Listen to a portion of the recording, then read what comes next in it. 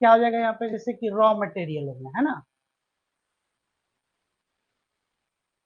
और फाइनल फिर क्या हो जाएगा आपका, फाइनल गुड्स। ये आप इस चीज को ध्यान में रखिए। अब आप जब देखिए कि नेशनल इनकम के एस्टिमेशन में हमको हमेशा फाइनल गुड्स को ध्यान में रखना होता है। तो जो वैल्यू एडेड मेथड हो गया, या जिसको कहते हैं कि प्रोडक्ट मेथड, तो प्रोडक्ट मेथड में आपको ये कह रहा है कि जितने वैल्यू एडिशन है, मतलब जो ग्रॉस वैल्यू एडिशन है, इन सबको जब आप सम कर दीजिएगा, तो उससे जो आप इनकम एस्टिमेट कीजिएगा वो आपका क्या हो जाएगा, नेशनल इनकम वैल्यू हो जाएगा। मतलब कि एडिशन वैल्यू में हो रहा है कि नहीं। इसका मतलब ये हुआ कि जो आपका अर्नड इनकम है,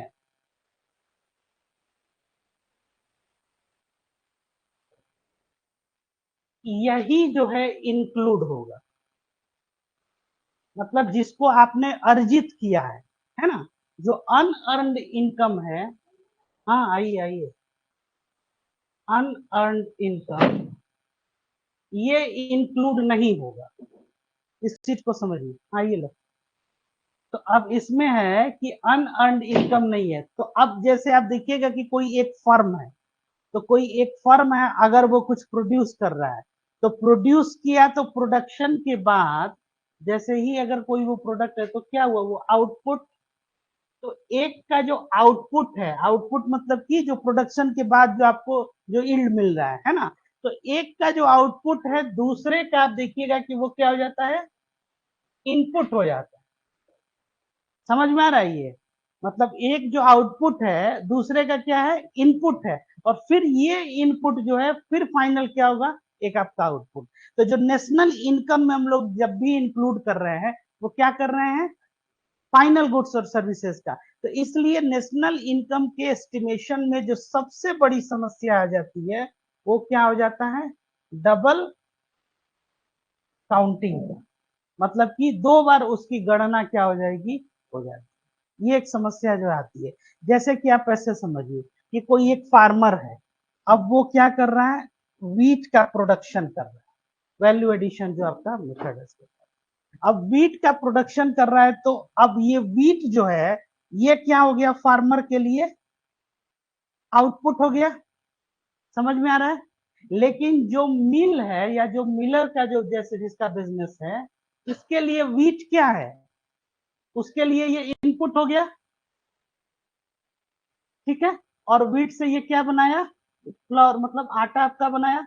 और फिर यहां से जो मान लीजिए कि जो रेस्टोरेंट अगर हो, या फिर अगर मान लीजिए कि कोई मतलब होटल्स वगैरह अगर जो बिजनेस में है, इसके लिए ये क्या हो गया, ये जो आउटपुट वो इनपुट हो जाएगा। और फिर इसके बाद से ये जो अपना मान लीजिए कि कोई आप ये इटेबल जो है प्रोडक्ट, ये फाइनली ये क्या कर रहा है, ये बना रहा है। समझ में आ रहा है। तो अब इसमें जब कंप्यूटेशन में हम देखेंगे, तो इसमें क्या है कि वैल्यू एडिशन आप देख रहे हैं, जो प्रोडक्ट, तो फाइनल प्रोडक्ट आपका क्या है, ये आपका इटेबल प्रोडक्ट। तो इसलिए जब भी वैल्यू एडिशन में हम लोग देखते हैं, ग्रॉस वैल्यू एडिशन में, तो इसमें इंटरमीडिएट गुड्स को क्या करते हैं, हम लोग हटा देते हैं। समझ में आ रहा है कि नहीं। जैसे कि आप जीडीपी का भी जो हम लोग जो डेफिनेशन देखे थे, उसमें क्या था कि all the final goods and services which are produced within your territory. तब उसमें जो कौन सा गुड्स था, फाइनल गुड्स एंड सर्विसेज। अब यहाँ पे अगर मान लीजिए कि हर स्टेज पे कोई वैल्यू एडिशन अगर हो रहा है, ठीक है, तो अब वैल्यू एडिशन का मतलब हो गया कि जो इंटरमीडिएट गुड्स है, उसको हम लोग सब्ट्रैक्ट कर, तो फाइनल गुड्स है वही इसके कंप्यूटेशन में आएगा। समझ में आ रहा है कि नहीं। इसी को प्रोडक्ट मेथड कहते हैं, वैल्यू एडिशन और प्रोडक्ट मेथड। इसके अलावे कुछ चीजें जो हैं नेशनल एस्टिमेशन में जब भी हम लोग करते हैं, तो ये do not include in national income. वो चीजें क्या हैं, सबसे पहले समझिए, ट्रांसफर पेमेंट,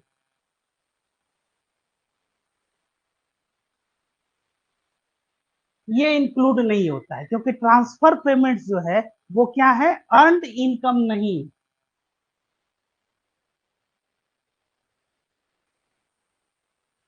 ये अर्न इनकम नहीं है ट्रांसफर पेमेंट में। अब पेंशन में देखिए, पेंशन,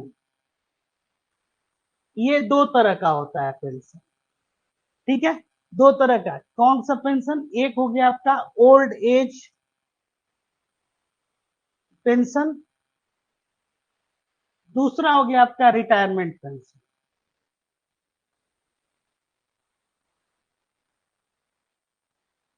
ठीक है। अब जो ओल्ड एज पेंशन है, जैसे कि वो सारे व्यक्ति जो 60 वर्ष या उसके ऊपर है, या 65 वर्ष, जो भी एक सरकार की अपनी एक स्कीम है, उसके तहत कि चाहे वो व्यक्ति संगठित क्षेत्र का हो या असंगठित क्षेत्र का हो, मतलब अनऑर्गेनाइज सेक्टर में काम कर रहा है या ऑर्गेनाइज सेक्टर में, तो जो अनऑर्गेनाइज सेक्टर में अगर कोई व्यक्ति कार्य कर रहा है और उसको गवर्नमेंट का कोई एक स्कीम है, जो क्या है, सोशल सिक्योरिटी या इससे संबंधित अगर मान लीजिए कोई स्कीम है, और उसके तहत वो 4,000 रुपए प्रति माह क्या है, वो पेंशन जो है ये लोकेट करना है, ठीक है।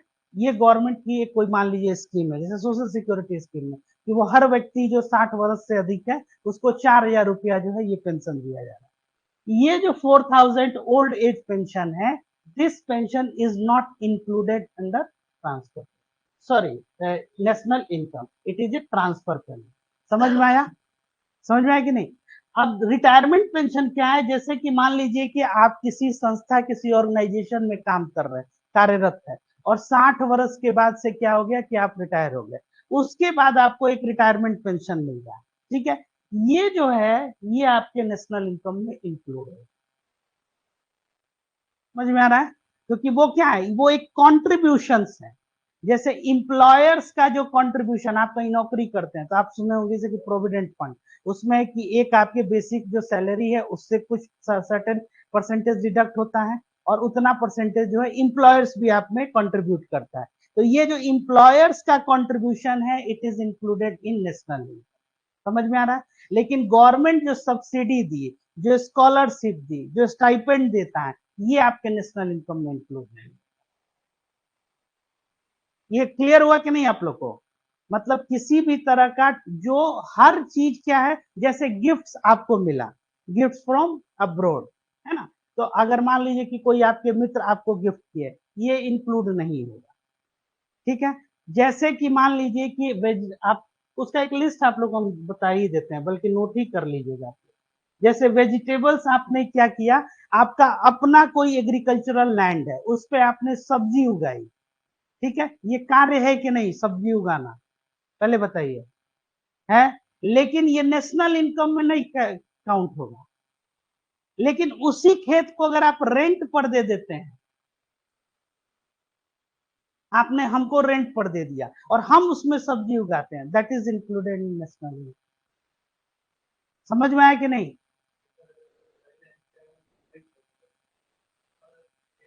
हम वही कर रहे हैं कि कमर्शियल, तो अब जैसे कि आप अगर बागवानी करते हैं, जैसे आपको बागवानी का शौक है ना, आपका एक छोटा सा लैंड है, उसमें आपने जो बागवानी किया, ये नेशनल इनकम में इंक्लूड नहीं हुआ। हाँ, जैसे ही वो कहा गया, अगर उसको मान लीजिए आप रेंट पर दिए हुए हैं, या कमर्शियल जिसको एग्रीकल्चर करते हैं, that is included in national. Again उसमें क्या समस्या आएगी, यही जो डबल काउंटिंग हम कह रहे हैं उसमें, ये तो इसको क्या करना होता है कि इसको आपको ऑफसेट करना होता है, कि डबल कंप्यूटेशन उसका नहीं है। क्लियर हो गया ये? कोई कंफ्यूजन? डिफेंस सर्विसेज है, ये आपका जो है इंक्लूड होता है। डिफेंस या इससे किसी भी तरह का इंफ्रास्ट्रक्चर अगर आप कर डेवलपमेंट होता है, इंफ्रास्ट्रक्चर डेवलपमेंट, अगेन ये क्या हो गया, ये नेशनल इनकम में ये इंक्लूड हो गया, ठीक है। जैसे इंफ्रास्ट्रक्चर डेवलपमेंट, तो इससे क्या हुआ कि प्रोडक्शन हुआ, तो जैसे ही प्रोडक्शन आपका अगर बढ़ रहा है, तो प्रोडक्शन बढ़ेगा, तो प्रोडक्शन बढ़ेगा तो एट द सेम टाइम क्या होगा, आपका कंजम्पशन भी आपका बढ़ेगा। तो प्रोडक्शन बढ़ेगा, तो जब प्रोडक्शन एक्टिविटी आपकी, ठीक है, चल रहा होगा ना, तो उसको लगा दीजिए। हाँ, आ गई है लाइट, आ गई। ठीक। तो जब प्रोडक्शन एक्टिविटी आपकी जो है वो क्या हो रही है, बढ़ रही है, तो प्रोडक्शन एक्टिविटी जब बढ़ेगी, तो उससे क्या होगा कि हर एक स्टेज पे, जैसा कि हमने बोला है,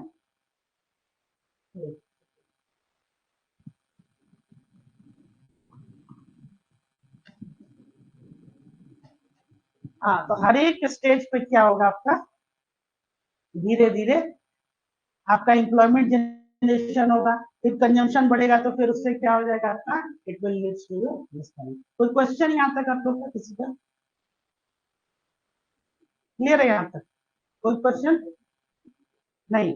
दूसरी बात अब इसको समझिए, ये अगर मान लीजिए कि कोई व्यक्ति किसी फॉरेन कंपनी में, किसी फॉरेन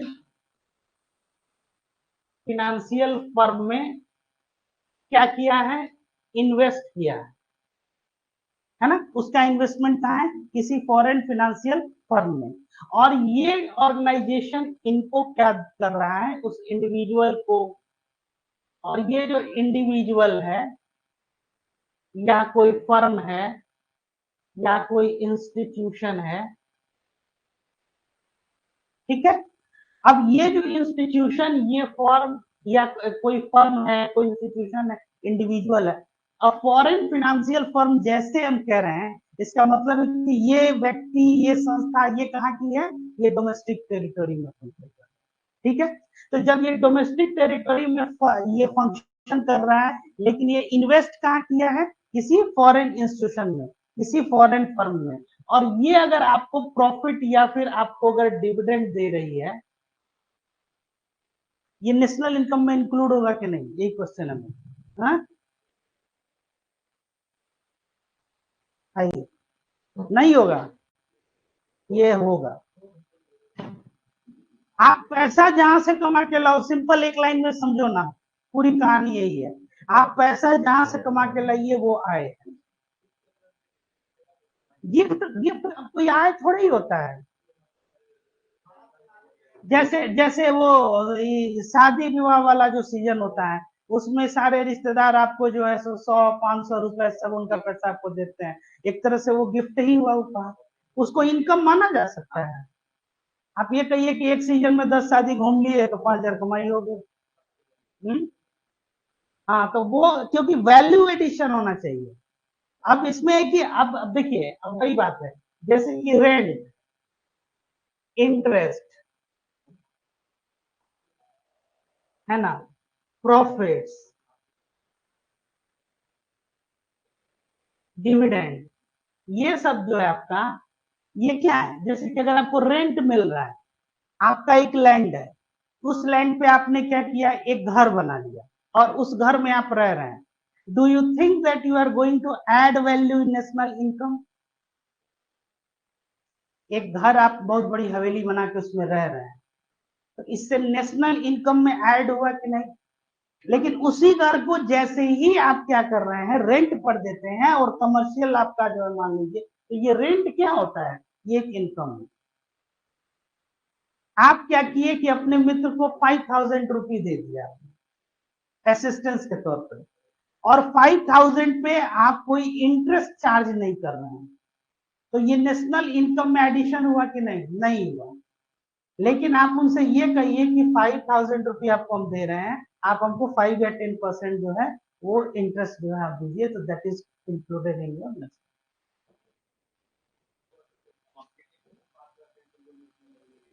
अपने लिए कैसे नहीं आएगा। हाँ, ये तो अभी तुरंत अभी उसी पे अभी जस्ट नाउ अनअर्न्ड इनकम, हाँ वही, अगर आप रेंट पर किसी को देते हैं तो फिर वो है, तभी तो क्वेश्चन इसमें था ना, कि लास्ट क्लास हम शायद पूछे भी था आप लोगों से ना, कि अगर मान लीजिए कि कोई हाउस वाइफ,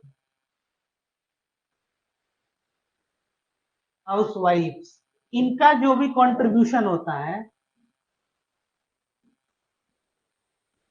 ये नेशनल इनकम में ऐड नहीं होगा, लेकिन वही सर्विसेज, अच्छा इसमें लैंग्वेज क्या है, गुड्स एंड सर्विसेज,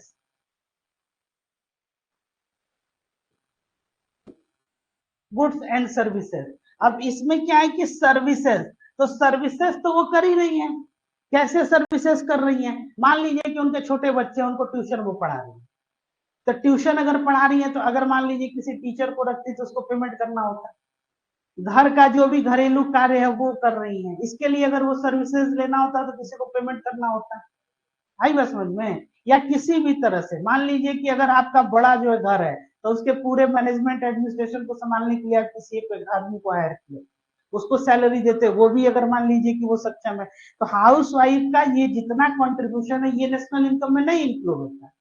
तो ये इसको आप क्रिटिसिज्म के तौर पे अगर आप ये कह सकते हैं तो आप इस पॉइंट को डाल सकते हैं कि जैसे ही, इसीलिए इसको क्या कहते हैं, नेशनल इनकम को सबको मॉनेटरी एग्रीगेट्स में हमको मेजर करना होता है ना, मॉनेटरी टर्म्स में। तो जो वैल्यू एडेड मेथड है, अब इसमें आपको जान के आश्चर्य होगा कि जो कॉर्पोरेट प्रॉफिट टैक्स जो होता है ये वैल्यू एडेड मेथड में नहीं इंक्लूड होता है। ये वैल्यू एडेड मेथड जो है, जो प्रोडक्शन मेथड है, इसमें ये नेशनल इनकम में ऐड नहीं होगा। जो ट्रेडिशनल जो थ्योरी थे, मॉडर्न थ्योरीज में अब इसको लोग धीरे धीरे कह रहे कि नहीं, क्योंकि अनडिस्ट्रीब्यूटेड प्रॉफिट लास्ट क्लास में आप लोग क्या बोले, तो जो कॉर्पोरेट्स का जो प्रॉफिट है वो भी नेशनल इनकम में नहीं इंक्लूड होगा कॉर्पोरेट प्रॉफिट टैक्स में।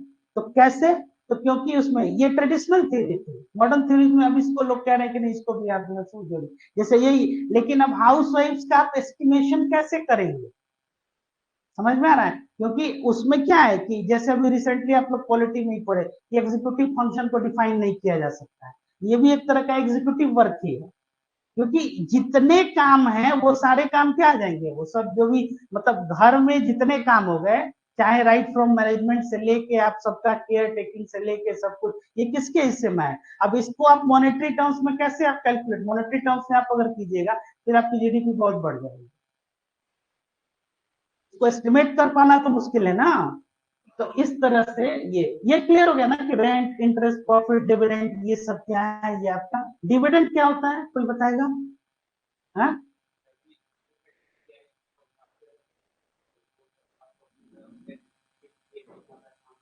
गिफ्ट दी आरबीआई। आपको लग रहा है कि कोई financial institution, financial institution gift दे सकता है? ये कभी सोचिए ध्यान में, गिफ्ट का क्या मतलब है?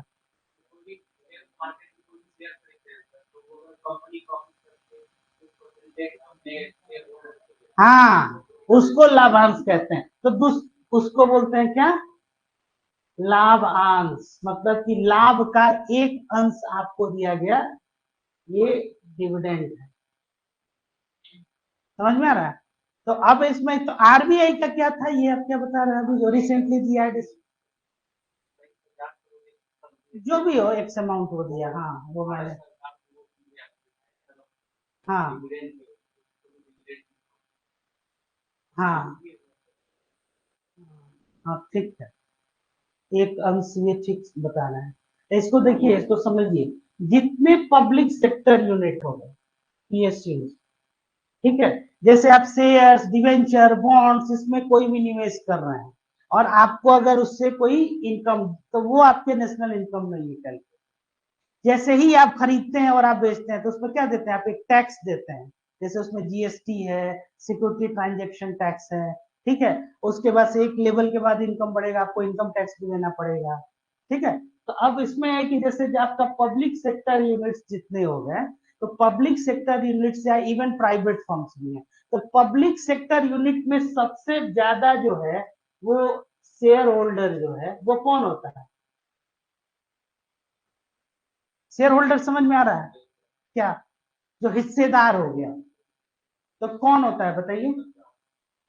गवर्नमेंट, है ना। जैसे कि मान लीजिए कि अगर तो गवर्नमेंट ऑफ इंडिया हो गई, शेयर होल्डर्स हो गए। तो अगर मान लीजिए कि ये प्रॉफिट मेकिंग ऑर्गेनाइजेशन है, प्रॉफिट मेकिंग इंस्टीट्यूशन,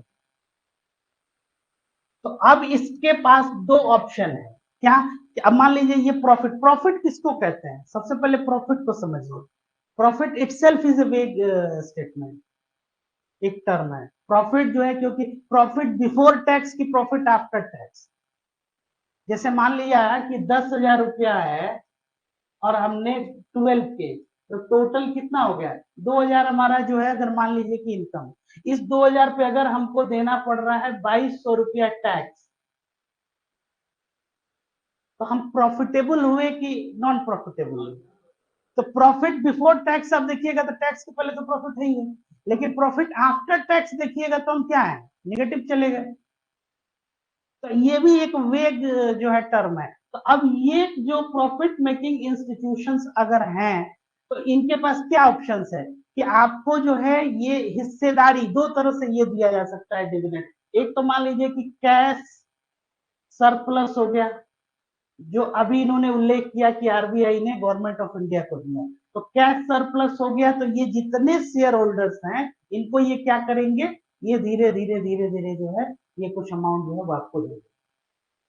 ठीक है, जैसे कि आप भी अगर किसी कंपनी का कोई डिविडेंड पेइंग अगर कोई कंपनी है, उसका अगर आप मान लीजिए कि स्टॉक ले रहे हैं, तो आप एक इंडिविजुअल के नाते भी आपको डिविडेंड देती है वो ऑर्गेनाइजेशन, क्योंकि आप उसके क्या हो गए, शेयर होल्डर। शेयर होल्डर मतलब हिस्सेदार हो गए। तो जो पीएसयू है उसमें कौन है, भारत सरकार। तो भारत सरकार तो जब ये प्रॉफिटेबल होगा तो ये क्या करेंगे, ये धीरे धीरे क्या करेंगे कि इनको लाभांश देंगे, डिविडेंड देंगे कैश के रूप में। दूसरा है कि नहीं तो आपकी हिस्सेदारी बढ़ा देंगे, समझ में आ रहा है? तो हिस्सेदारी बढ़ा देंगे, जैसे मान लीजिए कि आपने किसी एक कंपनी का क्या किया कि शेयर लिया, अब उसके बाद से वो प्रॉफिटेबल है, तो दो ऑप्शन है, या तो कैश सरप्लस कुछ सर्टेन अमाउंट आपको वो लौटा दे, या ये कहे कि अगर आप मान लीजिए आपके पास उसके 100 शेयर्स हैं, तो 100 शेयर्स पर शेयर आपको जो है वो क्या करे, पर 2 शेयर आपको 1 शेयर वो और दे सकता है, इसको बोनस शेयर कहते हैं। तो आपको जैसे 50 शेयर और दे दिया वो, तो आपके पास 150 हो गए, उस 50 की जो शेयर प्राइस थी वो क्या कहते हैं, इसको डिविडेंड कहते हैं। तो ये डिविडेंड जो है ये आपके नेशनल इनकम में ये क्या होगा, क्लियर है, समझ में आ रहा है? तो अब इसमें अच्छा डिविडेंड इनकम का इसका एक फायदा ये होता है कि अब आपको कैश चूंकि सरप्लस दे रहा है, तो आप क्या कीजिएगा कि आप अपने शेयर होल्डिंग को कम नहीं कीजिएगा, मतलब जिसको कहते हैं ना कि शेयर्स को बेचना, वो आप नहीं कीजिएगा, क्योंकि आपको एक कैश सरप्लस एक इनकम आ रहा है और आपकी हिस्सेदारी भी बढ़ रही है। प्लस इसका टैक्स पे ये बेनिफिट होता है कि जैसे कि 10 लाख तक अगर मान लीजिए आपको डिविडेंड इनकम है, तो उस पर गवर्नमेंट टैक्स नहीं है, वो कैश अगर आपके पास वो आता है तो उस पर कोई टैक्स नहीं। क्लियर हो गया यहाँ तक ना? ये कोई क्वेश्चन कोई और आप लोग का तो बताइए। गिफ्ट्स हो गया, डोनेशन हो गया, ट्रांसफर पेमेंट हो गया, ये नहीं। पेंशन में दो तरह का पेंशन आप लोगों को बताए, जैसे कि ओल्ड एज पेंशन जो मिलता है, जो सोशल सिक्योरिटी स्कीम हो गया, सोशल सिक्योरिटी स्कीम, इसके तहत ये नहीं कैलकुलेट होगा, इसका कंप्यूटेशन इसमें नहीं है, रिटायरमेंट वाले का होगा, क्योंकि इसमें क्या है कि आपने एक सर्विसेज के बाद 60 साल तक के कंट्रीब्यूशन है उसके बाद, ठीक ऐसे ही इंप्लॉयर्स कंट्रीब्यूशन।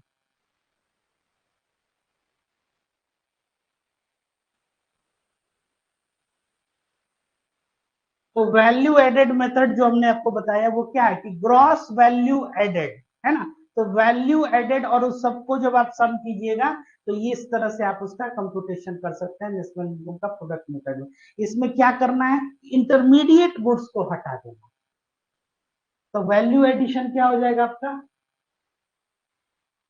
वैल्यू एडिशन, तो वैल्यू एडिशन जो आपने तो क्या आपने जोड़ा है ना, तो अब इसमें जो आपका जो आउटपुट है, इसमें से आपने क्या कर दिया, इंटर मीडिएट जो आपके गुड्स हैं इनको क्या किया कि आपने हटा दिया, मतलब सब्ट्रैक्ट कर दिया, तो फाइनल जो आपका मिला वही। दूसरी बात की जैसे कि आपको हम अभी बताएं कि एक जो है इंस्टीट्यूशन अगर है या फिर एक कोई अगर फर्म है, उसका आउटपुट दूसरे का क्या होगा, इनपुट होगा, फिर वो क्या हो जाएगा, तो डबल काउंटिंग की एक समस्या जो है ये आ जाती है। जैसे कि वीट रियल प्रोडक्शन कहाँ होता है, फार्मर से। अब है कि जैसे कि इन्होंने बताया कि इनका अपना लैंड है और ये क्या करना है उसमें वेजिटेबल्स करना है, मान लीजिए उत्पादन कर रहे हैं, या फिर बागवानी का इनको शौक है, वो क्या कर रहे हैं, बागवानी कर रहे हैं, लेकिन इसका कोई मॉनेटरी टर्म्स में कोई वैल्यू नहीं है। तो नेशनल इनकम में हम लोग क्या सीखे थे कि हर चीज का क्या करना है, मॉनेटरी टर्म्स में, मतलब मौद्रिक दृष्टि से उसकी क्या जो है अहमियत। जैसे कि मान लीजिए कि आप कहिए कि हमारे पास 1 बीघा जमीन है, तो अब 1 बीघा जमीन है तो उसका हम क्या कहेंगे कि इसका मोनेटाइज मतलब मॉनेटरी टर्म्स में क्या वैल्यू। तो मॉनेटरी टर्म्स में आप कहिएगा कि 1 बीघे जमीन का जो है, मान लीजिए कि अभी उसका जो भी रेट चल रहा है उसका कीमत हो गया 25 लाख 50 लाख या जो भी आप, तो ये जो 50 लाख है ये क्या हो गया उसका एक वैल्यू हो गया। अब आप कह रहे हैं कि इससे जो हम प्रोडक्शन जो है ये हम पर एनम, मान लीजिए कि कुछ आप ऐसा कैश क्रॉप्स जो है आप उससे प्रोड्यूस कर रहे हैं जिसकी पर एनम वैल्यू जो है 10 लाख। तो 10 लाख अगर वैल्यू है और 50 लाख टोटल आपके लैंड की वैल्यू है, तो प्रोडक्शन 10 लाख जो है अगले कई जनरेशन तक आप कर रहे हैं, तो उसकी वैल्यू जो है वो क्या है, वो आप निकल जाती है। लैंड की जो वैल्यू है आप देखिएगा कि जो लैंड है, जैसे कि हमारी सिविलाइजेशन कब से है, सिविलाइजेशन आप पढ़ते भी होंगे लोग एंसेंट हिस्ट्री में, उस है इंडस वैली सिविलाइजेशन, तब से यहाँ खेती हो रही है। तो आप सोचिए कि लैंड कितना वैल्यूएबल है, किसी न किसी का तो रहा ही होगा ना। आप तो वो ट्रांसफर ऑफ प्रॉपर्टी ने करते हैं ना रजिस्ट्रेशन में, जैसे इनके पास है इन्होंने इनको दिया इन्होंने इनको दिया, लेकिन एग्रीकल्चरल लैंड कब से चला आ रहा है, तब से ओल्ड सिविलाइजेशन है। तो आप सोचिए कि कितना प्रोडक्शन जो है उससे मिला। ये यही आपका जो है कि वैल्यू एडिशन कितना हुआ। अगर वैल्यू ऐड नहीं हो रहा है तो जाहिर सी बात है एक लेवल के बाद डिक्लाइन कर जाएगा। यही नेशनल इनकम। कोई क्वेश्चन अभी तक आप लोग को क्लियर हो गया ये इसमें?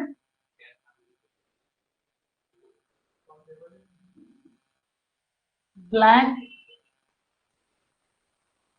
मनी और money earn through illegal activities, ये नहीं होगा। सबसे पहले ये ब्लैक मनी जो है ये क्या हो जाता है, इसको बोलते हैं अनअकाउंटेड मनी।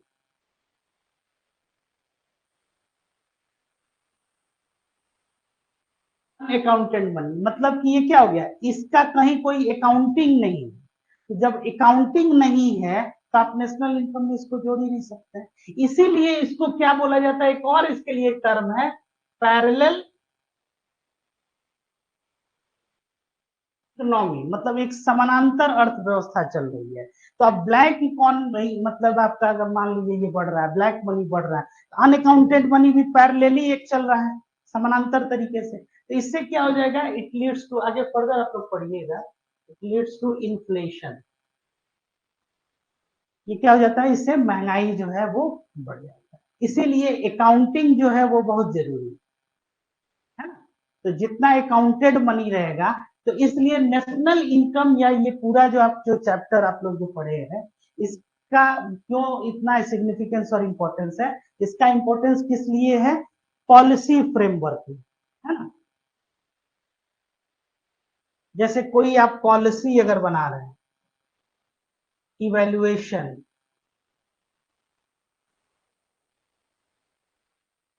एस्टिमेशन, ठीक है, आप कोई मान लीजिए प्रोग्राम स्कीम्स आप ला रहे हैं, इसके लिए ये प्रोग्राम्स हैं स्कीम्स, ये बहुत हेल्पफुल है। उसके बाद और क्या, बजटिंग, इसके लिए ये बहुत जो है आपके लिए हेल्पफुल है। क्लियर हो गया? हाँ, और कोई क्वेश्चन? तो पैरेलल इकोनॉमी हो गया, तो जाहिर सी बात है कि जब आपके पास उसके बारे में कोई अकाउंटिंग नहीं है तो वो कहीं ऐड ही नहीं होगा। तो ये हो गया आपका वैल्यू एडिशन। फिर आता है इनकम जो है आपका मेथड। इनकम मेथड क्या हो गया कि जितने इनकम है मतलब कि पर हाउस होल्ड, जैसे कि आप ये समझिए हाउस होल्ड, तो जो हाउस होल्ड है, हाउस होल्ड सेविंग्स या हाउस होल्ड इनकम कहेंगे, तो अब इनकम माइनस एक्सपेंडिचर, ये क्या होता है ना, savings, income minus expenditure savings. और एक एज्यूम कीजिए एक आइडियल सिचुएशन कि ये सारा सेविंग अगर आपका इन्वेस्टमेंट में चला जाए, ठीक है, नहीं भी होगा तो वो क्या होगा, कंज्यूम कीजिएगा, तो ये इन्वेस्टमेंट का मतलब हो गया कैपिटल फॉर्मेशन, ठीक है। तो अब जितने हाउस होल्ड सेविंग्स हो गए, हाउस होल्ड इनकम्स हो गए, ये कहा जा रहा है, ये फिर आपके फॉर्म्स में, ठीक है। आप जो भी सेव कीजिएगा उसके बाद आप क्या कीजिएगा, या निवेश कीजिएगा। तो निवेश कीजिएगा तो किस में कर सकते हैं निवेश, आपके पास क्या है, एक ऑप्शन हो गया कि जो आप किसी फिनेंशियल एसेट्स में कर सकते हैं, फिनेंशियल इंस्टीट्यूशंस में, बॉन्ड के रूप में, शेयर्स के रूप में, डिवेंचर के रूप में, फिक्स डिपॉजिट के रूप में आप जो है रख सकते हैं, मतलब सेविंग जो भी है, तो एक निवेश के तौर पे। दूसरा आपके पास क्या ऑप्शन है, आप रियल एस्टेट के तौर पे रख सकते हैं, गोल्ड के रूप में रख सकते हैं, किसी मेटल्स में, किसी भी तरह से एक एसेट्स डिफरेंट डिफरेंट क्लास जो है उसमें आप रख सकते हैं। तो अंततः ये कहाँ जाएगा आपके पास, ये जो भी आप एसेट्स हैं वो कहाँ जाएगा, फर्म, या कोई प्रोडक्ट जो है आप वो खरीद रहे हैं, ठीक है। और फर्म्स के पास ये जा रहा है, तो फर्म्स जब ये प्रोड्यूस करेगा तो फिर अगेन ये कहाँ जाएगा, तो हाउस होल्ड की सेविंग्स कहाँ गई, फर्म्स के पास। और फर्म्स क्या कर रहे हैं इसके बाद से, प्रोडक्शन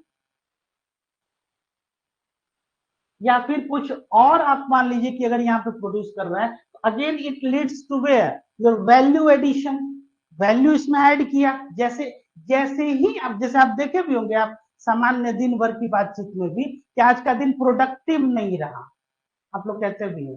तो प्रोडक्टिव नहीं रहा मतलब कि व्हाट डज इट मीन, इसका क्या मतलब है,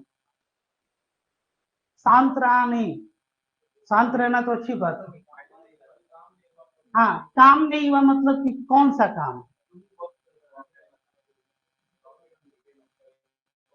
प्रोडक्टिव इन सेल्स की मतलब कि यू आर इन्वेस्टेड समवेयर, तो आप कहाँ इन्वेस्टेड हैं, सोचिए थोड़ा सा, एकदम प्योर इकोनॉमिक्स लैंग्वेज में इसका इंटरप्रिटेशन आपको करें, आप कहाँ इन्वेस्टेड हैं, that you are a student, आपको पढ़ना है, तो आपका सबसे बड़ा इन्वेस्टमेंट क्या है, टाइम, समय। तो आपका समय क्या हुआ, आप ज्यादा से ज्यादा समय किस में आप निवेश इसमें करेंगे, तो आपको क्या मिलेगा, फ्यूचर में एक रिटर्न मिलेगा, रिटर्न ये आपको सब्जेक्ट पे पकड़ अच्छी होगी, धीरे धीरे धीरे आपके एग्जाम जो है वो बेहतर होंगे। तो आपका टाइम जो है, जो इसमें निवेश करना था, तो जो कैपिटल फॉर्मेशन आप ये कर रहे हैं वो आपका क्या है, आपने वो समय नहीं दिया, समय नहीं दिया तो आपको यील्ड जो है वो आउटपुट आपको नहीं मिलेगा बेहतर।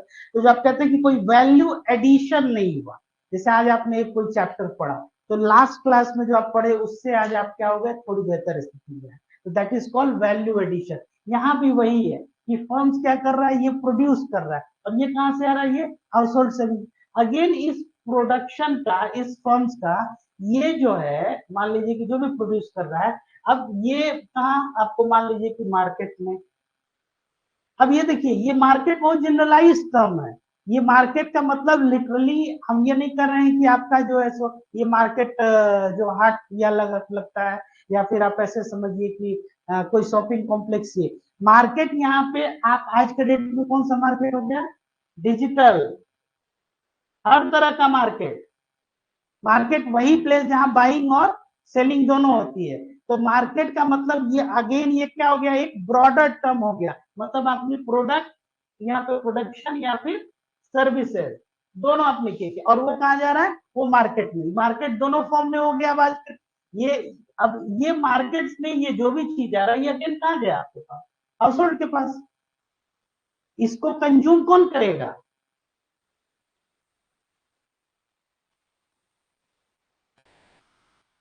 कंजम्पशन, है ना। तो कंजम्पशन अब इसके बाद से कौन कर रहा है, फिर हाउस होल्ड सेविंग है।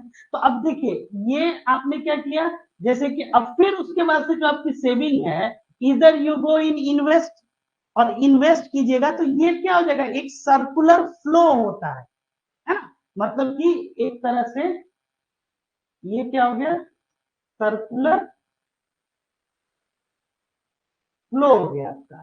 तो ये जो सर्कुलर फ्लो हो गया कि हाउस होल्ड से फर्म्स, फर्म से अगेन कहा गया, हाउस होल्ड पे, और इसके बाद से आप देखिए कि हाउस होल्ड सेविंग से ये फर्म गया, फर्म से यहाँ पे क्या हो गया, टैक्स, टैक्स किसके पास गया, गवर्नमेंट के पास, गवर्नमेंट के पास जब आपका टैक्स यहाँ पे जा रहा है, तो फिर गवर्नमेंट की क्या हो गई, अर्निंग बढ़ी, तो गवर्नमेंट की अर्निंग अगर बढ़ रही है तो अब गवर्नमेंट के स्तर पे सोचिए कि इसकी अर्निंग बढ़ रही है। तो अभी आपको हमने बताया कि गवर्नमेंट या जितने पीएसयू है इसमें स्टेक होल्डर शेयर होल्डर कौन है? गवर्नमेंट। तो गवर्नमेंट का निवेश क्या होगा? इनकम जैसे आपका बढ़ रहा है तो आप क्या किए, एकदम छोटा सा फॉर्मूला आपको समझिए, income minus expenditure, saving saving investment में गया।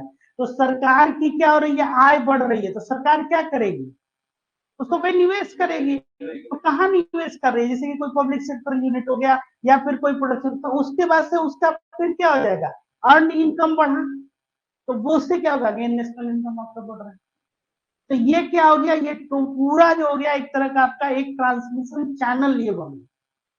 तो आय कैसे बढ़ाएंगे, आय बढ़ाने का सिंपल तरीका है, जब निवेश पूंजी निवेश आपका जैसे या फिर पूंजी का विनिर्माण होगा, जैसे कैपिटल फॉर्म कर रहा है, और कैपिटल फॉर्म कब करेगा, जब उसमें या तो वैल्यू ऐड हो।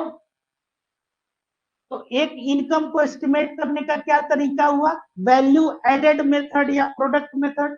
दूसरा क्या है कि ऐसे ऐसे जितने हाउस होल्ड और फर्म्स हैं इन सबके इनकम को आप क्या कर दीजिए कि एक एक्यूमुलेट कर दिए या फिर ऐड कर दिए। तो सेकंड मेथड क्या हो गया, इनकम मेथड हो गया। समझ में आ रहा है, वैल्यू एडेड और प्रोडक्ट मेथड या प्रोडक्शन मेथड, और भी इसका नाम है जैसे कि इंडस्ट्रियल इनपुट मेथड। तो एक्चुअली कैसे बताए कि एक का आउटपुट दूसरे का इनपुट फिर दूसरे का इनपुट तीसरे का क्या हो जाएगा आउटपुट। तो फाइनली क्या है कि इसीलिए बोला जाता है कि मैन्युफैक्चरिंग जैसे आपको, manufacturing is why good for economy, या गवर्नमेंट जो अगर मान लीजिए कि कोई निवेश करती है, जैसे कि आपको बताएं कि आपको लास्ट क्लास में भी एग्जाम्पल एक दिए थे कि दो विकल्प है कि एक में कि 10,000 सबको वो क्या किया, डिस्ट्रीब्यूट कर। दूसरा है कि हम एक दूसरा उपाय ये कर रहे हैं कि आप लोग आइए कुछ काम कीजिए और 10,000 रुपया जो है वो मिले। दोनों में से इकोनॉमी के लिए बेहतर कौन सा होगा, काम करके मिला हो, क्यों, सोचिए थोड़ा सा। जैसे हम यही कहें आपको, एक जॉन मेनार्ड केन्स करके थे, बहुत बड़े इकोनॉमिस्ट थे। तो उनका ये कहना था, सेकेंड वर्ल्ड वॉर के टाइम पे उनका काफी फेमस जो है, तो एक इस पे जब उस समय 1929 का ग्रेट इकोनॉमिक डिप्रेशन आया था, तो अब डिप्रेशन जो है उसमें था, तो अब यही एक इकोनॉमिक रीजन भी था सेकेंड वर्ल्ड वॉर का। तो उस दौर पे उन्होंने ये बताया था कि public expenditure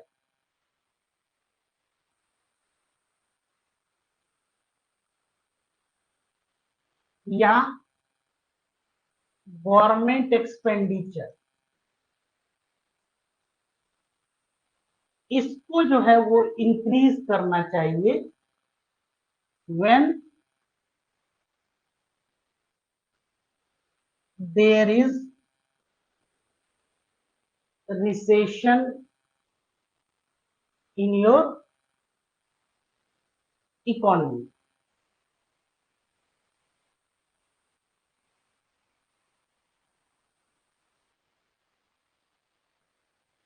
when there is recession in your economy, ये कौन बोला था, ये जॉन मेनार्ड केन्स। ठीक है, इन्होंने ये बोला था कि जब रिसेशन किसको कहते हैं, इसको डिटेल में हम लोग बताएंगे, लेकिन आपको कहते हैं जब निगेटिव आपका, जैसे कि क्वार्टर में अगर कॉन्जिक्यूटिव क्वार्टर में आपका मान लीजिए कि 3 और 4 अगर कॉन्जिक्यूटिव क्वार्टर में अगर आपकी जीडीपी क्या हो गई, नेगेटिव हो गई। नेगेटिव जैसे मान लीजिए कि 4% है और उसके बाद से नेक्स्ट क्वार्टर में अगर 2% हो गई, that is not called negative. Negative मतलब कि वो माइनस में, वो डिक्लाइन कर रही है रिसेशन, तब उसको बोलते हैं इकोनॉमिक रिसेशन। और ये एक लंबी अवधि तक हो जाए, जैसे 1 साल 2 साल 3 साल, तब उसको क्या बोलते हैं, डिप्रेशन। ठीक है, तो 1929 में क्या हुआ था, ये ग्रेट इकोनॉमिक डिप्रेशन जिसको बोलते हैं। तो अब उसमें ये था कि एक जॉब, तब इसमें कि जॉब जो है, नौकरी ये नहीं होगी, तो अनएम्प्लॉयमेंट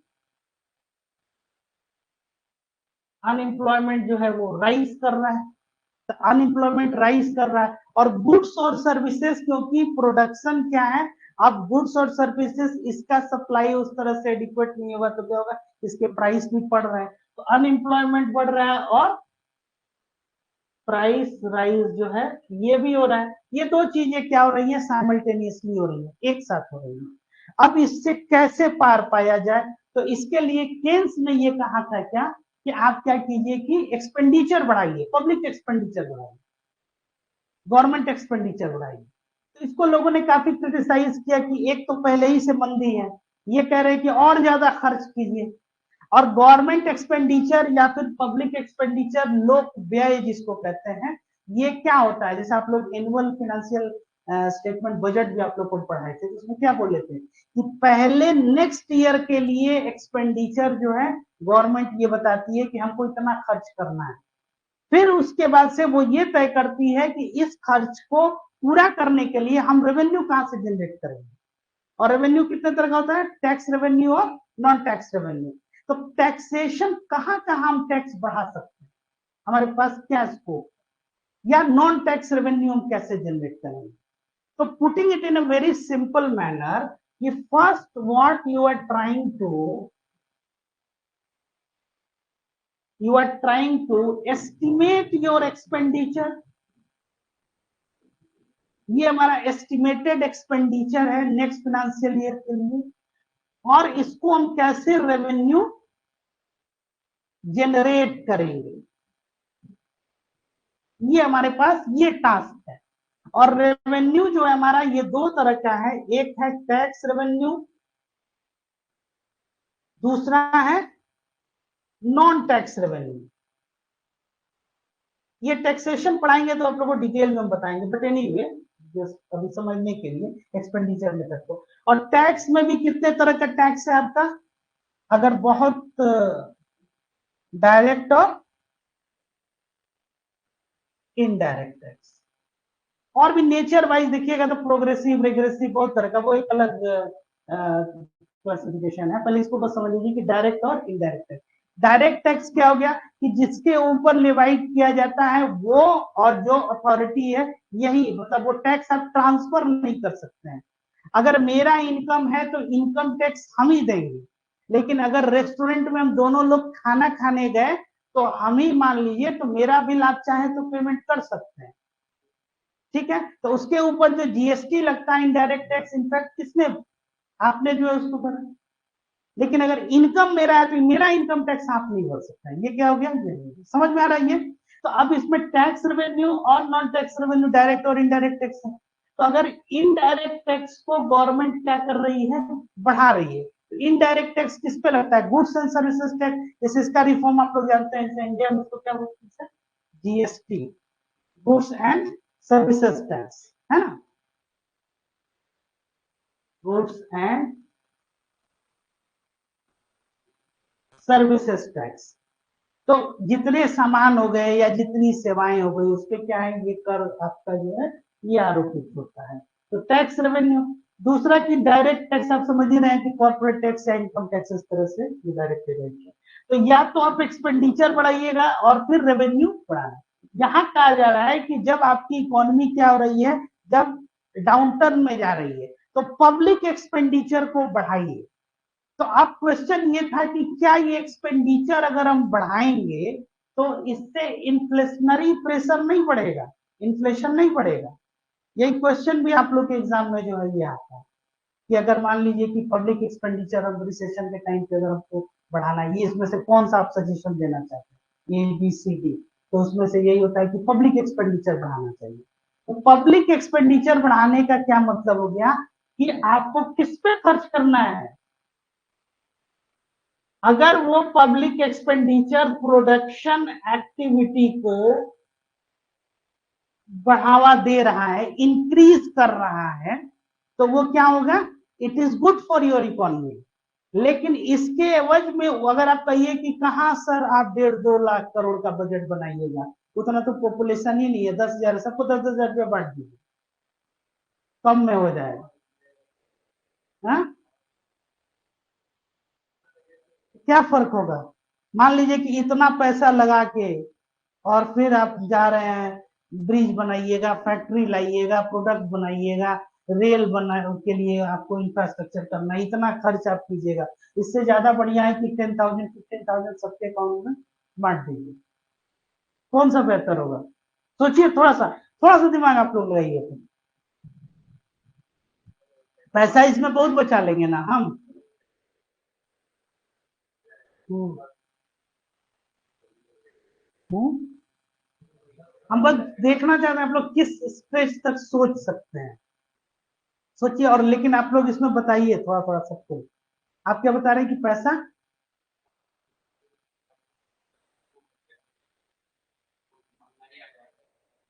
और हम्म, हम्म, हम्म। हाँ, और कोई?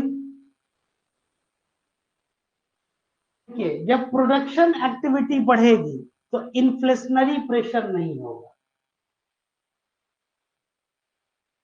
इनफैक्ट इन्फ्लेशन को कंट्रोल करने का भी एक यही तरीका होता है। समझ में आ रहा है कि अब जब भी वो, अब क्या करे कि इकोनॉमिक जो है वो रिसेशन में जा रहा है, तो पब्लिक एक्सपेंडिचर को बढ़ाइए।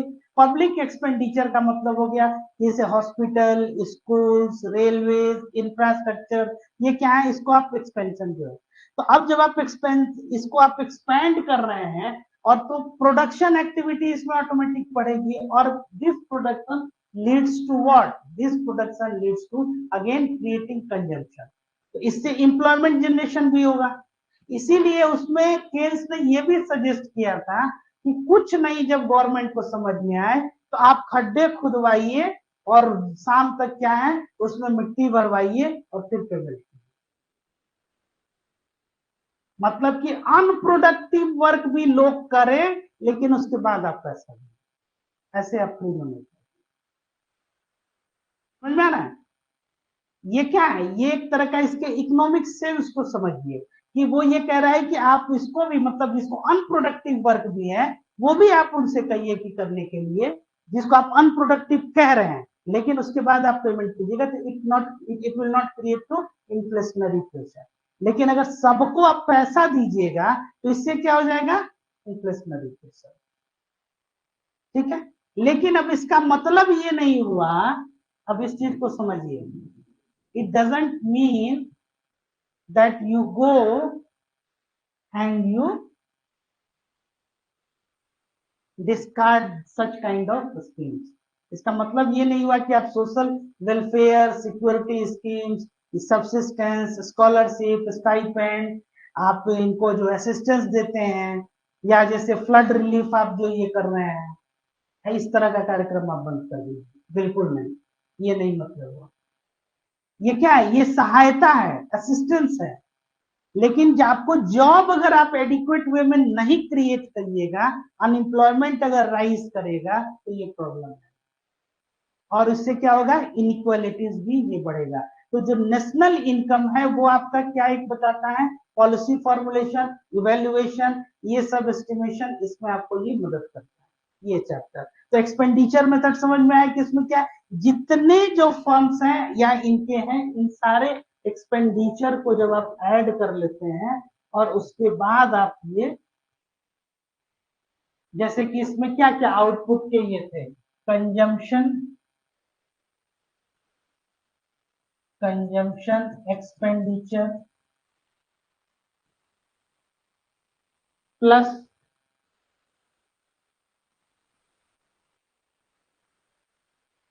Investment expenditure plus public expenditure, और इसी को बोलते हैं गवर्नमेंट एक्सपेंडिचर। ठीक है, तो ये जो आपका आउटपुट हो गया, आउटपुट क्या हो जाएगा आपका, टोटल ये एक्सपेंडिचर जो आप कह रहे हैं, तो इसमें क्या हो जाएगा, consumption expenditure, investment expenditure, public expenditure, इन सबको जब आप क्या कर दीजिएगा, इनका जब आप समीकरण ले लेते हैं तो ये आपका एक्सपेंडिचर मेथड से आपका क्या हो जाएगा, क्लियर हो गया। अब इसके बाद से आप एक चीज बताइए कि जो आपका एक्सपोर्ट होता है ये आपके नेशनल इनकम में इंक्लूड होगा कि नहीं? एक्सपोर्ट होगा। तो अभी आप बता रहे थे कि फॉरेन कंपनी से जब डिविडेंड मिलेगा तो वो इंक्लूड नहीं होगा। एक्सपोर्ट मतलब क्या हो गया, बेचना गुड्स को आउटसाइड टेरिटरी, आ कहाँ आ रहा है, आपके टेरिटरी में पैसा आ रहा है, तो एक्सपोर्ट जो है तो इससे भी रिलेटेड जो आपका एक्सपेंडिचर होगा वो भी इस एक्सपेंडिचर आउटपुट में ऐड होगा।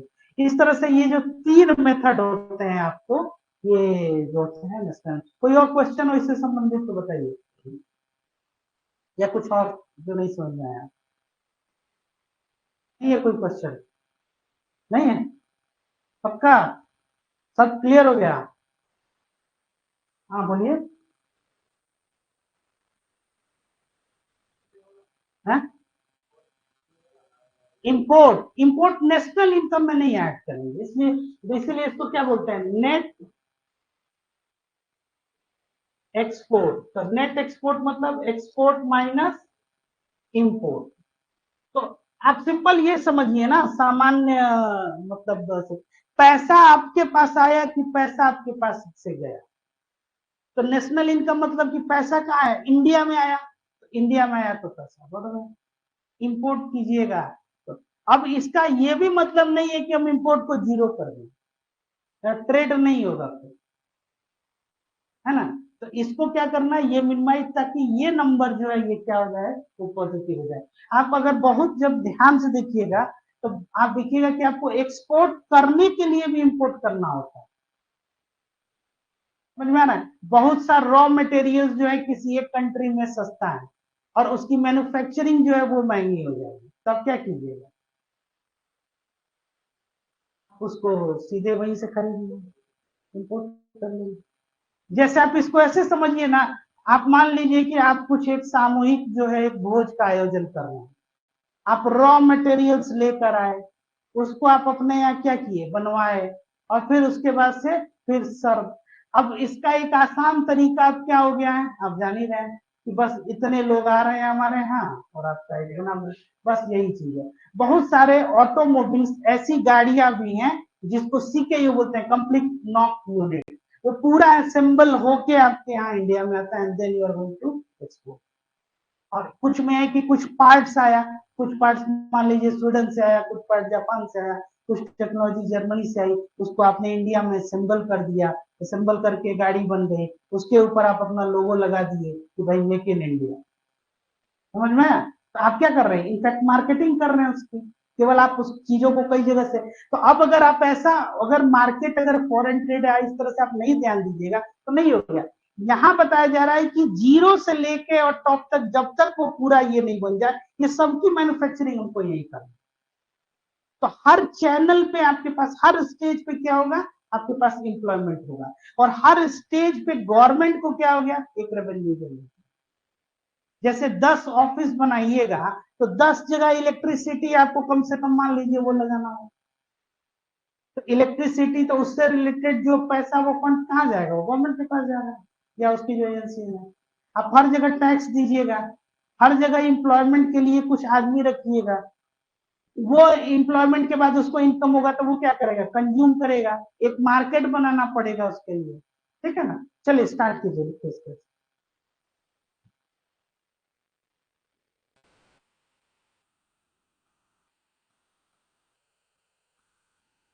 लिखिए। हाँ, देर आर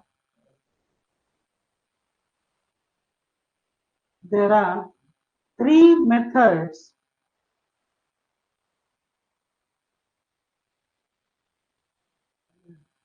एक ले लीजिए पेज पे किसी भी, एक पेज इनको दे दीजिए, एक्स्ट्रा कलम हो तो ठीक है, नहीं तो यहाँ इंस्टीट्यूट से ले लीजिए, ये बगल में कलम नहीं है। हाँ एक पेज दे दीजिए, थोड़ा सा नोट कर लीजिए। हाँ, there are three methods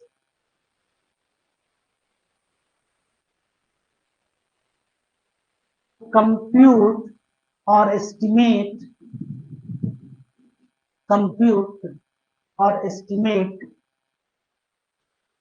national income. First one लिखिए, value added method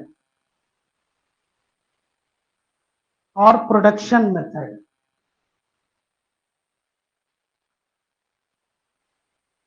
value added method और production method. It measures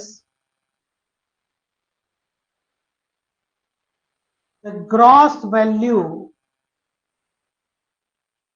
or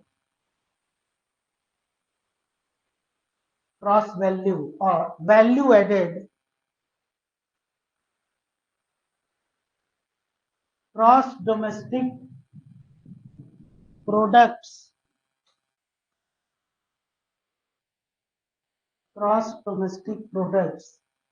at market prices.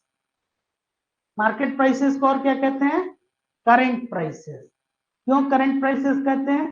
Because inflation is included. If inflation is included then it is called market prices और current prices. तो क्या लिखा आप लोगों ने? GDP at market prices and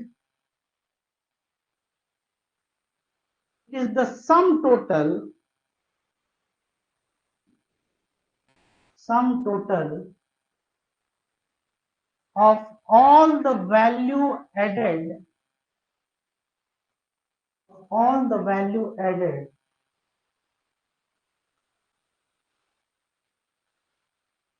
of producing units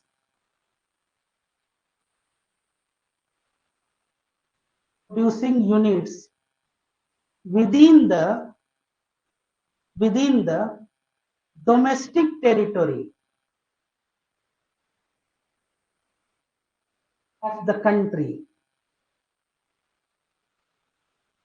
during the period of an accounting years.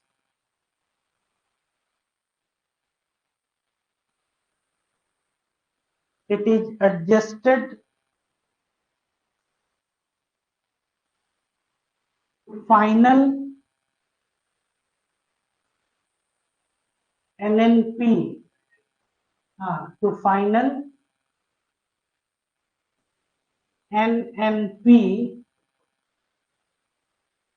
at factor cost. NNP क्या हो गया? Net national product at factor cost. NNP eight factor cost क्या होता है? कोई बताएगा? लास्ट क्लास में बताया बेटा. क्या होता है एनएनपी एट फैक्टर कॉस्ट? तगड़ा रिवीजन किए भाई आप लोग छुट्टी में. हाँ, मौका नहीं मिला है.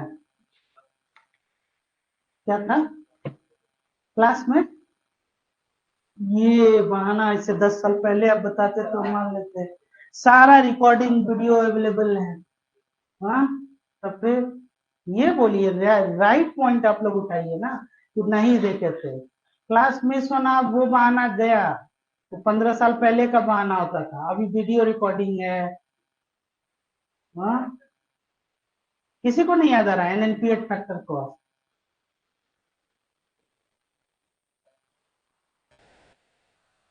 हाँ, ठीक तो है. फैक्टर कॉस्ट मतलब क्या?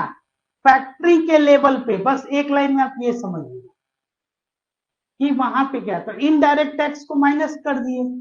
अब यही मार्केट प्राइस अगर आपको आना है एनएनपी एट फैक्टर कॉस्ट से, तो कैसे आइएगा? एनएनपी एट फैक्टर कॉस्ट से मार्केट प्राइस पे आना है तो कैसे आएंगे? अभी उन्होंने आंसर किया, थोड़ा सा बस सुना होता आप लोगों ने, वही तो अप्लाई करना है. ये क्या बोले? एनएनपी एट फैक्टर कॉस्ट किसको कहते हैं? एक सेकंड आपको कहिए, इन्होंने क्या भी आंसर किया. यही की बात हम नहीं कर रहे हैं, हम कहीं नहीं है. ये अभी क्या आंसर किया इन्होंने? इनका बातों को नहीं सुना मैंने. एक बार फिर से बता दीजिए. हाँ, समझ में आया? ये NNP eight market price minus indirect taxes, indirect taxes minus, तो अब उसमें क्या है, इनडायरेक्ट टैक्स को माइनस कर रहे हो, सब्सिडी को, सब्सिडी उसमें क्या है, नेट इनडायरेक्ट टैक्स अगर हम कहेंगे तो सब्सिडी प्लस इनडायरेक्ट टैक्स, उसको सब्ट्रैक्ट किया हमने। तो मार्केट प्राइस से हम फैक्टर प्रोडक्ट पे कैसे जा रहे हैं, फैक्टर कॉस्ट पे, जब हम उसको इनडायरेक्ट टैक्स को सब्ट्रैक्ट कर रहे हैं तो मार्केट प्राइस पे कैसे आ जाएंगे, जब फैक्टर कॉस्ट पे क्या कर देंगे, हम ऐड कर देंगे इनडायरेक्ट टैक्स को। नहीं, लीनियर इक्वेशन है भाई, क्या नहीं समझ में आया?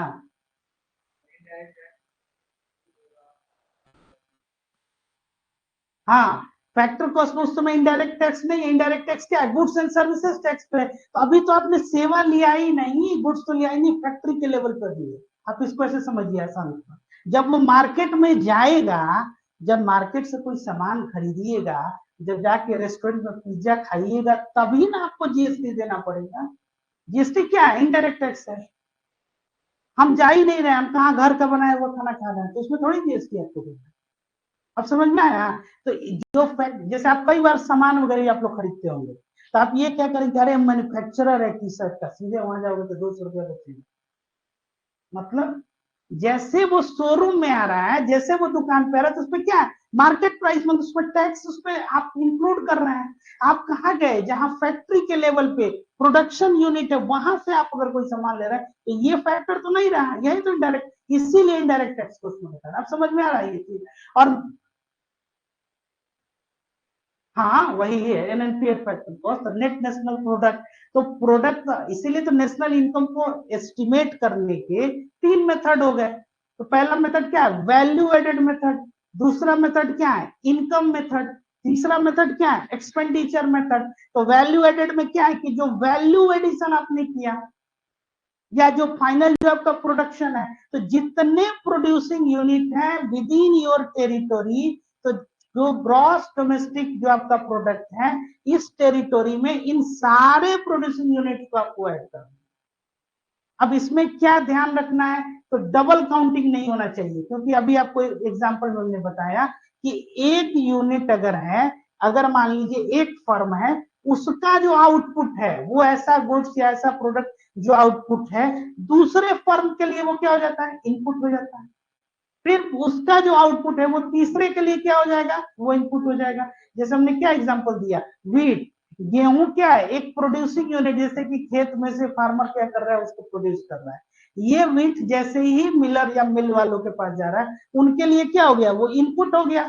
तो एक का आउटपुट दूसरे के लिए क्या हो जाएगा, इनपुट। तो जो इंटरमीडिएट गुड्स है उसको हम लोग नहीं कैलकुलेट करते हैं, हम क्या कहते हैं, क्या डेफिनेशन था, all the final goods and services. तो फाइनल गुड्स एंड सर्विसेज में वैल्यू एडेड में क्या हो जाएगा, इंटरमीडिएट गुड्स को हटा देंगे।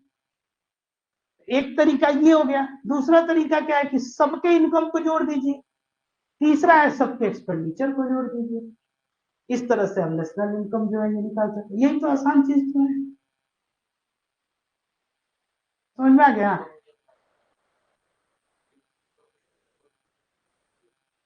जीएनपी, ग्रॉस डेप्रिसिएशन जब भी आ जाए, इस चीज को ध्यान में लिखवाए भी आप लोग को, जब भी इकोनॉमिक या अकाउंटिंग पैरेलेंस में डेप्रिसिएशन वर्ड आ जाए, डेप्रिसिएशन मतलब कि कोई चीज ह्रास हो रहा है। जैसे मान लीजिए कि आप कोई गाड़ी खरीद के लाए, तो अब उसकी कीमत है 40,000 रुपए, जैसे ही 1 महीने के बाद उसकी कीमत, या 1 साल के बाद से क्या हो जाएगी उसकी कीमत, अब 30,000 हो गई, तो 10,000 ये कम हो गया, ये डिप्रिसिएशन है। तो जब भी डिप्रिसिएशन आ जाए, तो क्रॉस में से डिप्रिसिएशन को जब सब्ट्रैक्ट करते हैं, तो आपको नेट मिलता है। ये समझिए, ग्रॉस मतलब सकल, नेट मतलब शुद्ध। तो शुद्ध मतलब क्या हो जाएगा, जो डिप्रिसिएशन को सब्ट्रैक्ट कर देंगे। और जब भी नॉमिनल वर्ड आ जाए, इसका मतलब है कि इसमें इन्फ्लेशन जुड़ा हुआ है। तो नॉमिनल से रियल पे जाना है, तो आपको इन्फ्लेशन को सब्ट्रैक्ट करना होगा। इसी तरह जब इन्फ्लेशन, मार्केट प्राइस है तो उसमें इन्फ्लेशन जुड़ा होगा, तो जो फैक्टर कॉस्ट है, फैक्टर कॉस्ट में से जब आप इनडायरेक्ट टैक्स क्या करेंगे तो बता देंगे तो आपको क्या देगा। तो मार्केट प्राइस में क्या है, इनडायरेक्ट टैक्स क्या है, लगा हुआ है, इन्फ्लेशन उस पर क्या है, वो जुड़ा हुआ है, फैक्ट्री के लेवल पे वो नहीं है। अब समझ में आ गया, ये क्लियर है? तो कोई बताएगा क्या समझे? इसको थोड़ा सा ध्यान से पढ़िए, ये बहुत थोड़ा सा चैप्टर जो है ना, इसके क्वेश्चन से एक बार आप लोग समझ जाइएगा ना तो छूटेगा नहीं, गलत नहीं होगा। और ये एप्लीकेशन बेस्ड है, मतलब कॉन्सेप्चुअल थोड़ा सा नहीं समझ में आए तो बार बार पूछिए, लेकिन क्लैरिटी इसमें होना चाहिए। ठीक है, अगर गलत समझ गए तब तो बहुत मुश्किल हो जाए। ठीक है ना? चलिए नेक्स्ट क्या लिखे लो, एनएनपी। तो ये हो जाएगा कि आपको कौन सा मेथड है, वैल्यू एडेड मेथड या प्रोडक्शन मेथड इसको कहते हैं। अब इसमें प्रिकॉशन क्या क्या लेना है वो लिखिए, precaution add only the market value of final goods and services, do not include, add only market value of final goods and services, do not include market value of intermediate goods or services. ठीक है? और avoiding double counting,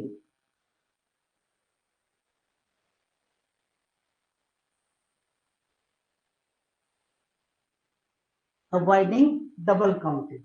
अब नीचे लिखिए double counting क्या होता है, double counting. इसमें से कॉमर्स के कितने स्टूडेंट हैं? कोई नहीं है, आप हैं, बताइए क्या होता है double accounting, double entry system? नहीं ध्यान आ रहा है? अच्छा, बुक कीपिंग पढ़े होंगे ना? पढ़े थे, भूल गए? चलिए कोई बात नहीं, चलिए लिखिए, हाँ डबल काउंटिंग, डबल काउंटिंग और double computation occurs, computation occurs if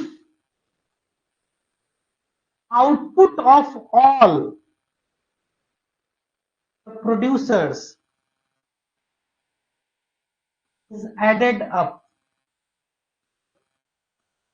without considering the fact, without considering the fact that output of one producer, output of वही जो just now we have seen, output of one producer is input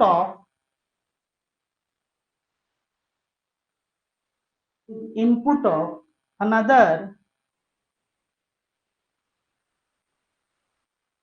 producers. It may have been used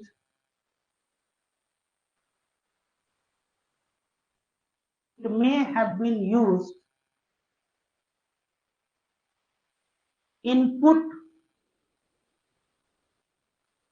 for others. It can be avoided.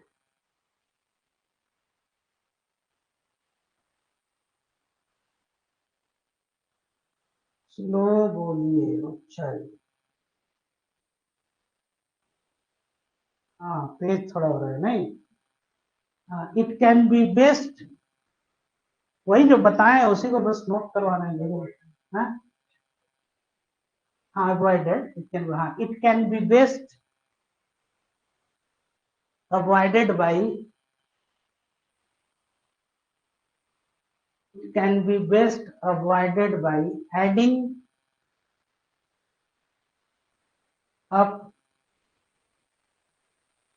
value added rather than output of different firm.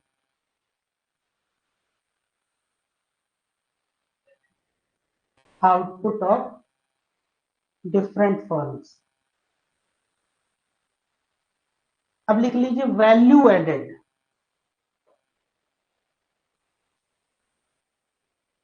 Value added is equal to, equation form में लिख लीजिए, is equal to, value added is equal to value output, value output या value of output minus, क्या minus होगा कोई बताएगा? अभी बताया थोड़ी देर पहले, क्या होगा माइनस? अभी जो लिखा भी आप लोगों ने उसको ही पढ़ के सोचिए, थोड़ा सा दिमाग को जोर लगाइए। वैल्यू एडेड में हम क्या कह रहे हैं कि एक का आउटपुट दूसरे का इनपुट होने की संभावना है, तो हम पूरे जीडीपी इसमें क्या कहें कि फाइनल गुड्स एंड सर्विसेज, तो वैल्यू ऑफ आउटपुट में से क्या हम माइनस करेंगे? हाँ very good, minus intermediate consumption, intermediate consumption. ठीक है, तो अब इसमें क्या प्रिकॉशन लेना था प्रोडक्ट मेथड में? डबल काउंटिंग नहीं हो, और वैल्यू एडेड, तो इसमें क्या है कि ग्रॉस वैल्यू एडेड जो जितने यूनिट्स के हैं इन सबको ऐड कर दीजिएगा तो आपका वैल्यू एडेड मेथड समझ में आ गया। इसी को बोलते हैं प्रोडक्शन मेथड। दूसरा लिखिए एक्सपेंडिचर मेथड, यही लिख दीजिए, वो एक्सपेंडिचर होगा तो इसको कौन सा है या इनकम, कोई दिक्कत नहीं। हाँ लिखिए expenditure method is one of the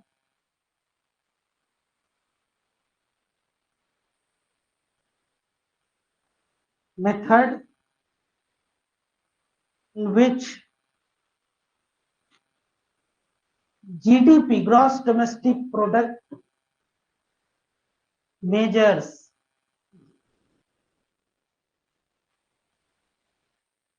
at market price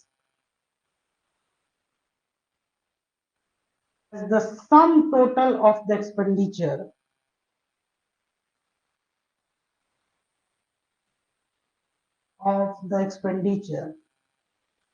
on the purchase of final goods and services,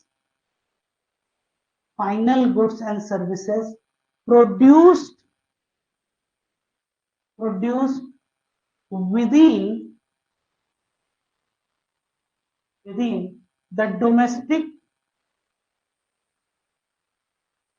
territory of the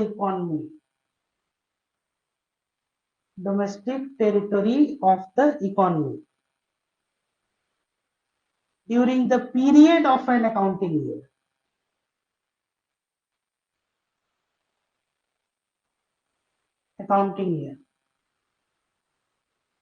It is adjusted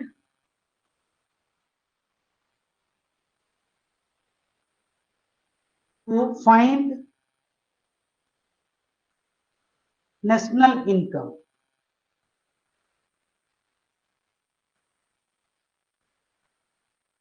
NPAT factor cost.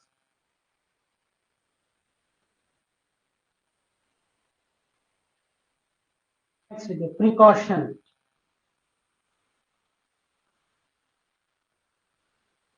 ठीक है, क्या प्रिकॉशन इसमें लेना है, क्या हो गया ये समझ में आया? एक्सपेंडिचर मेथड किसको कह रहे हैं, क्या है बताइए तो, एक बार बोलिए तो, कोई पढ़िए तो आप लोगों से। हाँ हाँ पढ़िए इसको। हाँ हाँ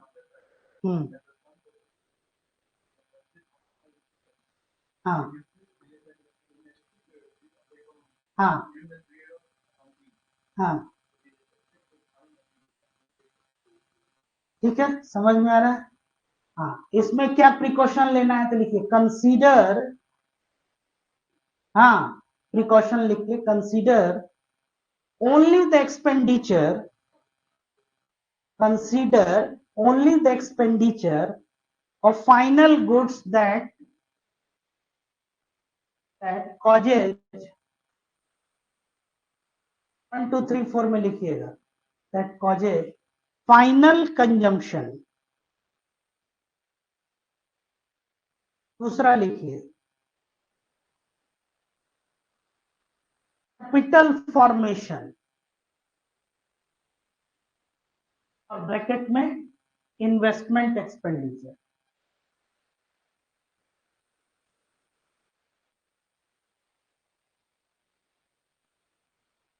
Do not include expenditure, नहीं दो के बाद आगे लिख दीजिए do not include expenditure on intermediate, include expenditure on intermediate goods and services. Also do not consider expenditure on second hand goods,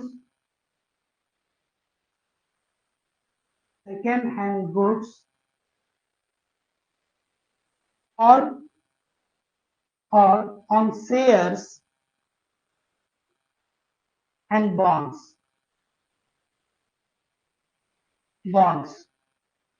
ठीक है, ये एक्सपेंडिचर मेथड हो गया। थर्ड लिखिए इनकम मेथड। हाँ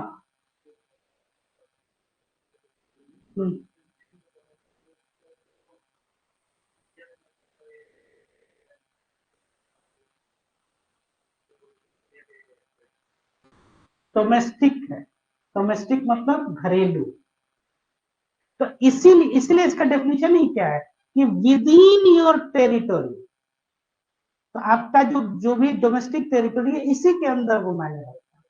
हाँ, क्योंकि अगर मान लीजिए कि आप ये कहने लगे, जैसे हम कैसे बोले कि इंपोर्ट जो आप कम कीजिएगा एक्सपोर्ट को बढ़ाना है, अब आप ये कह सकते हैं कि सर एक्सपोर्ट करने में आप इसमें बहुत, ये तो एक थ्योरेटिकल एस्पेक्ट है, व्यवहारिक तौर पे जब आप उतरिएगा तब आप ये कहिए इंपोर्ट करेगा क्यों।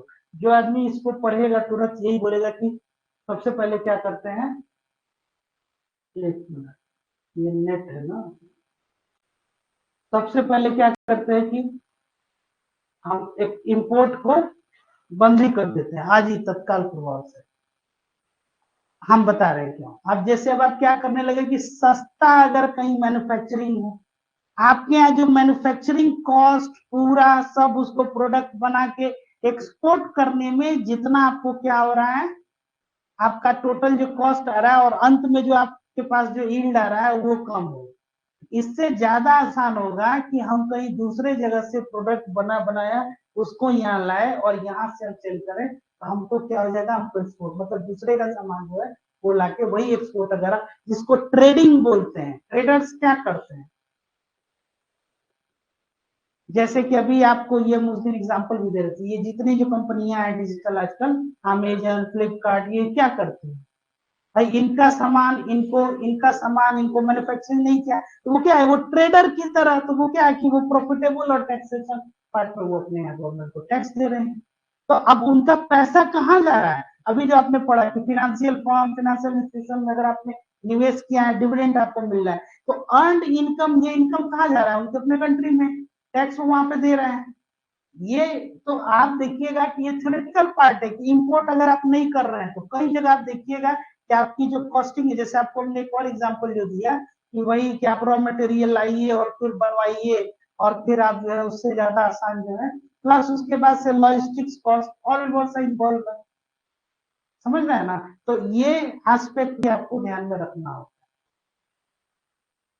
इंपोर्ट, दूसरी बात टेक्नोलॉजी कहाँ से लाइएगा, वो भी तो लाना पड़ेगा ना, सारी हर चीज तो आपके यहाँ उपलब्ध है नहीं, कहीं ना कहीं तो आपको, इसीलिए इंडिया के साथ समस्या क्या था कि एक्सपोर्ट करने के लिए भी आपको इंपोर्ट करना होता है, इसलिए हमारा नेट एक्सपोर्ट हमेशा से नेगेटिव रहा है। अब हम मैन्युफैक्चरिंग धीरे धीरे धीरे धीरे जो है सामने बढ़ रहा है। दूसरी बात है कि गांव गांव तक कई चीजें हैं, जैसे कि अब एक गांव अगर सक्षम नहीं है तभी तो दूसरे जगह जा रहा है ना भाई। सब कुछ प्रोडक्ट वो नहीं बना सकता है। जैसे कि आप अगर इसी शहर का देखिए, ठीक है, यहाँ पे क्या है कि लोगों की परचेजिंग पावर है, पैसा है लोगों के पास है, लेकिन खाने पीने की जितनी भी चीजें हैं तो ये कहाँ आश्रित है, बगल के गाँव में। भाई खेती तो वही ना हो रहा है, सब्जी तो वही उगा रहा है ना, वहीं से तो यहाँ आ रहा है ना। अगर वो मान लीजिए कि होता है कि हमको मॉनेटरी टर्म्स में बेचना ही नहीं है वेजिटेबल्स को, तो क्या होगा, परेशानी हो जाएगा, है ना। चलिए next, income method is that method which measures domestic income as the sum total of factor income, sum total of factor income, like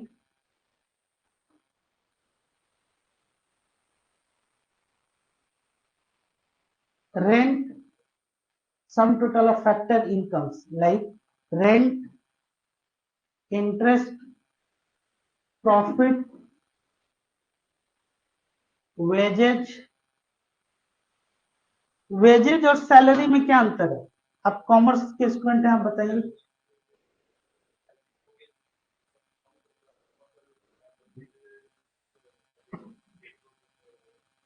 तो वेजेज एंड सैलरी की एंट्री जो है ट्रेडिंग अकाउंट में होती है कि प्रॉफिट एंड लॉस अकाउंट, और salary and wages का प्रॉफिट एंड लॉस में, और वेजेज एंड सैलरी पहले अगर वेजेज आ जाएगा तो ट्रेडिंग में आ जाएगा, क्योंकि वो फैक्ट्री के लेवल पे आ जाएगा। वेजेस का मतलब हो गया अनऑर्गेनाइज सेक्टर में, असंगठित क्षेत्र में कोई व्यक्ति है और डेली अगर कार्य कर रहा है, उसको आप क्या दे रहे हैं, उसको कहते हैं मजदूरी, है ना। और सैलरी क्या हो गया कि आपके पास एक 30 तारीख के बाद आपको एक नियत आय हो गई, तो वो एक ऑर्गेनाइज सेटअप में आप समझ में आ गया ना। चलिए नेक्स्ट, तो ये फैक्टर इनकम्स हो गए, उसमें generated with in the territory domestic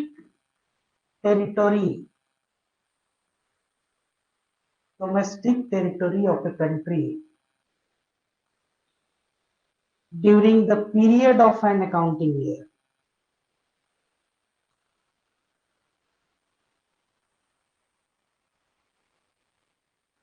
Net factor income from abroad is added to domestic income to find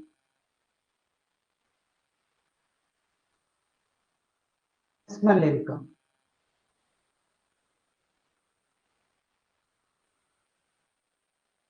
national income bracket में क्या हो जाएगा, एनएनपी है फैक्टर कॉस्ट। अब इसमें लिखिए प्रिकॉशन, क्या प्रिकॉशन होगा,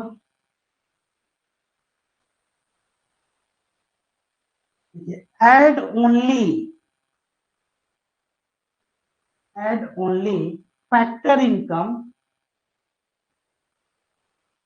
do not include transfer payments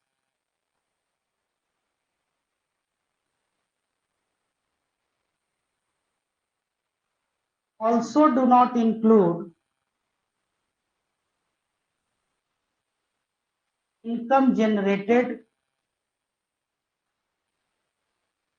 through illegal activities like gambling।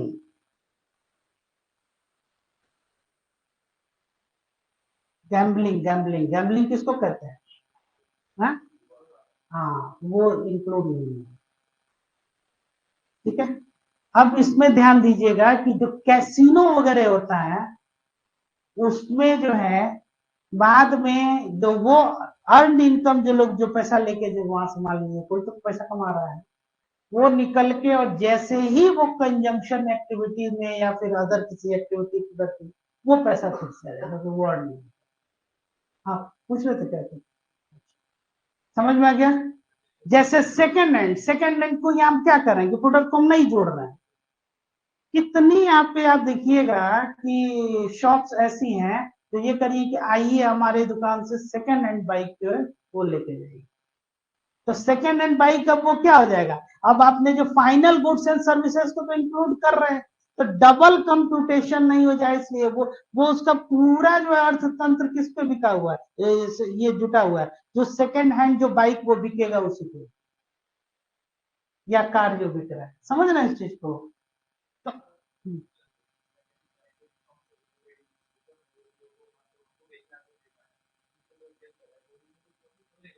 हाँ बिल्कुल है ना। कौन प्रॉफिट?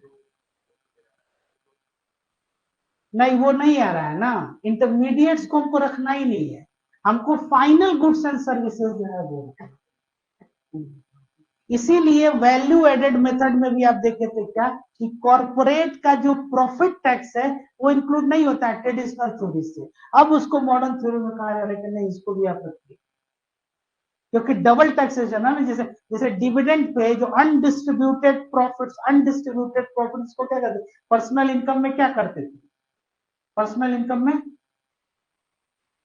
पर्सनल इनकम क्या होता है, लास्ट क्लास में ही आप लोग को बताया, net disposable income, personal income. बढ़िया एक दिन एक मुहूर्त देख के कॉपी भी पलट लिया कीजिएगा। हाँ, नहीं तो नहीं, ये तो बता रहे हैं, ये सब इंटरकनेक्टेड है, अगर पीछे नहीं पड़ेगा तो कोई मतलब नहीं, फिर भूल जाएगा, फिर आपको शुरू से उतना ही मेहनत करना पड़ेगा। एक दिन बढ़िया जो है मुहूर्त देख के, जिस दिन भी हो, लेकिन मतलब जल्दी ही हो, ऐसा कीजिए कि हाँ, नहीं आज ही नहीं हो, आज कहने पर नहीं, मतलब ऐसा नहीं कि 30 दिन के बाद या पूर्णमासी की रात जो है वो गुजर जाएगा तो फिर, तो हाँ, तो सब जो है वो, हाँ, तंत्र मंत्र ग्रह नक्षत्र सब देख के भाई, वो हमेशा देखते रहना है, इसको नहीं देखिएगा तो फिर। अच्छा, इसको कंप्लीट कर देते हैं, फिर हम आते हैं थोड़ा सा, ठीक है ना, इसको थोड़ा सा और कर लीजिए। अब एस्टिमेशन ऑफ नेशनल इनकम में लिख लीजिए, इसमें डू नॉट इंक्लूड, ये लिख लीजिए, आपके एग्जाम के लिए बहुत इंपॉर्टेंट है। Estimation of national income, heading दीजिएगा estimation of national income, do not include मतलब क्या क्या चीजें नहीं आती, डू नॉट इंक्लूड, है ना। Gift from abroad,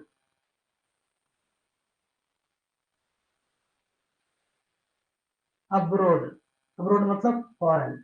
unemployment allowance,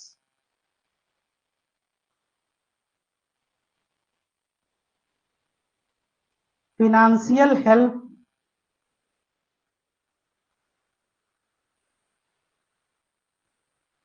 to tsunami, oblique लिख दीजिए फ्लड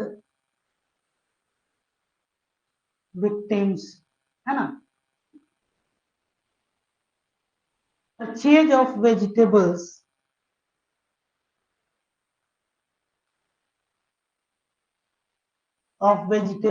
बाई अ रेस्टोरेंट। बताइए क्यों नहीं होगा, कितनी बड़ी बात है, अगर फार्मर के यहाँ से रेस्टोरेंट वाला अगर खरीद रहा है वेजिटेबल, हाँ तो यही तो पूछना है क्वेश्चन, कोई बताएगा? नहीं, हम तो बता ही देंगे, हम तो बता ही देंगे, लेकिन सोचिए थोड़ा सा, रेस्टोरेंट का काम क्या होता है, जब वो उस सब्जी को खरीद के बना के जब आपको पनीर चिली जब देगा ना, वो पनीर चिली ऐड हो जाए। तो अब देखिए, अब यहीं पे वैल्यू एडेड में हमने क्या बोला कि एक का आउटपुट दूसरे का इनपुट, फिर वो आउटपुट। तो फार्मर अगर बेच रहा है वो सब्जी रेस्टोरेंट वाले को, तो पैसा कहाँ है, फार्मर के पास। और ये वेजिटेबल्स जो खरीदा, इवन दो इसने पेमेंट किया वो हो गया, लेकिन ये जब तक रेस्टोरेंट वाला फाइनल सब्जी बना के और सर्व नहीं करेगा, ये नहीं नेशनल इनकम। हाँ, इंटरमीडिएट रह गया यहाँ पे। अब जब वो बना दिया, अब उसका जो 220 रुपए का पनीर चिली है वो इंक्लूड, 220। हाँ जी, हाँ जी। हम बस 2 मिनट इसको कंप्लीट कर देते हैं, उसके बाद सारा क्वेश्चन ले लेते हैं। इसको बस होल्ड कीजिए, और किससे रिलेटेड पर, नहीं तो ये लिस्ट छूट जाएगा थोड़ा सा, ये इंपॉर्टेंट है आप लोग के लिए। ठीक है ना, नेक्स्ट क्या लिखे? हाँ, expenses on electricity by your factory. Electricity आप ट्रेडिंग अकाउंट में कब डालते हैं? मैन्युफैक्चरिंग अकाउंट में, अगर वो अमाउंट ज्यादा है तो, है ना। और ऑफिस में प्रॉफिट एंड लॉस अकाउंट में जब कम है। बस वही चीज है, वही कॉमर्स याद रखना है, भूलना नहीं है। हाँ,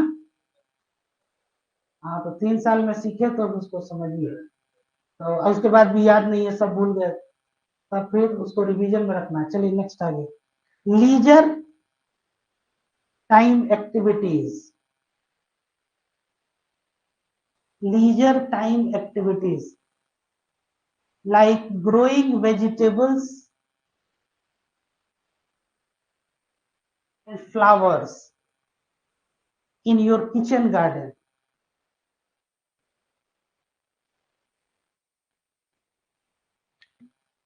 ठीक है, सर्विसेज बाय हाउसवाइफ्स।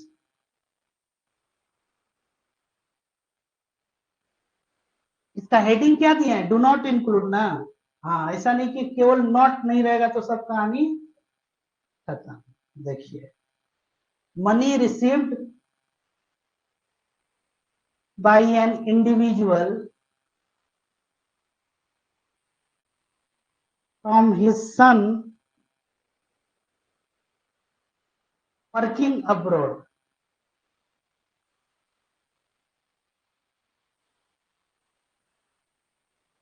ये नहीं इंक्लूड होगा। किसमें? एक तरह का ये क्या हुआ, असिस्टेंस हो गया, ट्रांसफर पेमेंट हो, सैलरी थोड़ी ही दे रहा है वो। एक बार आपको मान लीजिए कि पैसा आपको ये कहा, और भी समझा भी रहता है भैया कि असिस्टेंस अगर दे रही है गवर्नमेंट, आपको स्टाइपेंड दिया, स्कॉलरशिप दिया, ये सब नहीं इंक्लूड होगा, नहीं। हाँ, तो इसलिए ये नहीं। चलिए नेक्स्ट, और क्या हो गया आपका? Interest received from a friend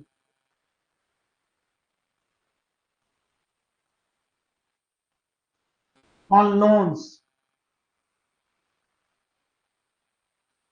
offered to him for the purchase of a motorbike। ठीक है, corporate profit tax.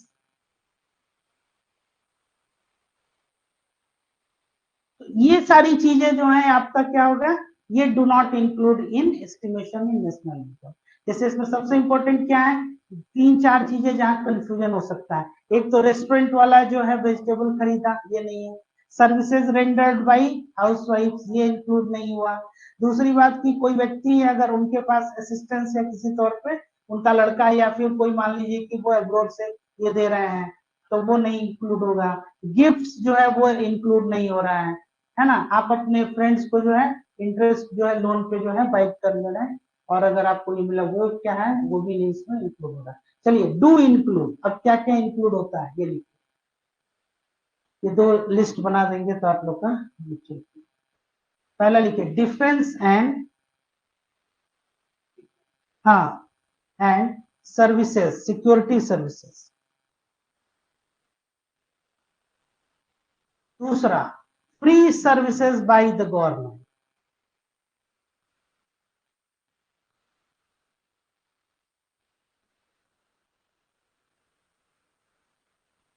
Employers contribution to provident fund. क्या लिखे हैं, डू इंक्लूड कि do not include? Do include, हाँ, नहीं तो बस उल्टा पुल्टा इतना ही से गड़बड़ा जाएगा। Rent received by Indian residents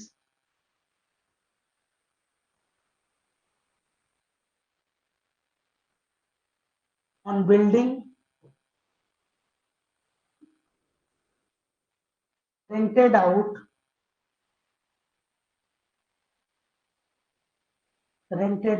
to foreign embassies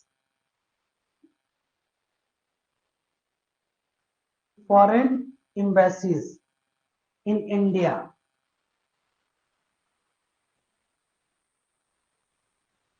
Profit earned by branch of an Indian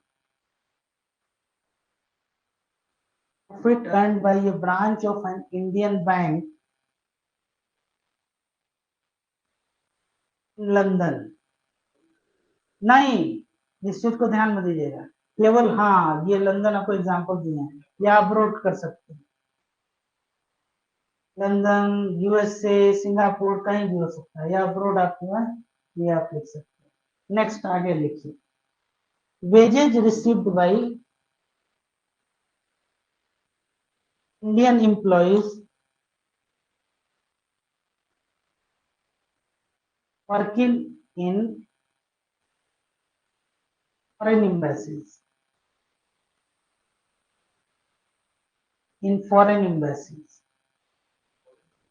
हाँ, जैसे अब सब कुछ सैलरीड पे थोड़ा ही होगा, या वेजेज एंड सैलरी, मान लीजिए कि जैसे कोई गार्डनर का ही काम कर रहा है तो वो उसमें। Next, salary of foreign technical specialist,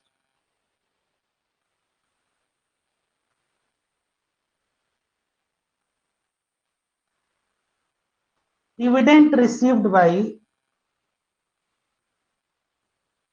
Indian residents from investment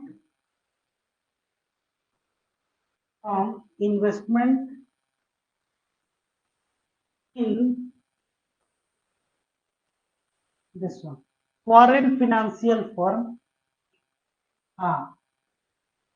in foreign financial firm, ठीक है, फुल स्टॉप।